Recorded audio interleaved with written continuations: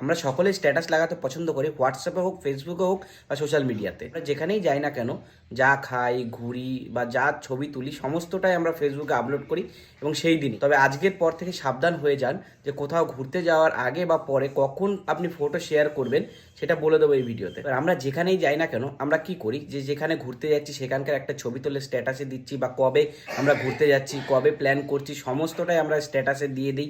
এই স্ট্যাটাসগুলো যখন সোশ্যাল মিডিয়ায় শেয়ার করি সমস্ত লোক দেখে। শেয়ার করা স্ট্যাটাসই আপনার জীবনে ডেকে আনতে পারে মহাবিপদ।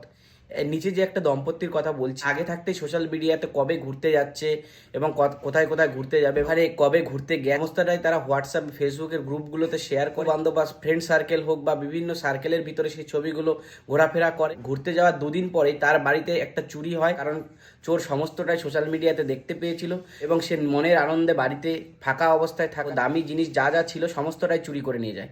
কিন্তু তার কপাল ভালো ছিল, তার বাড়িতে সিসিটিভি লাগানো ছিল, যার ফলে বুঝতে পারে কারা চুরি করেছে এবং তাদের পুলিশ পরবর্তী সময় ধরে। কিন্তু আপনাদের সকলের বাড়িতে তো আর সিসিটিভি ক্যামেরা লাগানো নেই। অতএব সাবধান হয়ে যাওয়া। ঘুরতে যাওয়ার আগে কখনোই প্ল্যান হোয়াটসঅ্যাপ বা ফেসবুক বা সোশ্যাল মিডিয়াতে শেয়ার করবেন না, এবং আপনার যদি খুবই শেয়ার করার প্রয়োজন হয় সেখান থেকে ঘুরে আসুন, তারপর বাড়িতে বসে সোশ্যাল মিডিয়ায় শেয়ার করুন। আপনি জানেন না আপনার অবর্তমানে কারা কারা আপনার এই ভিডিও দেখছে এবং কারা কারা আপনার বাড়িতে এরকম বিপদ ঘটাতে পারে। অতএব সাবধান থাকুন, সচেতন থাকুন এবং ভিডিওটা প্রচুর পরিমাণে শেয়ার করুন।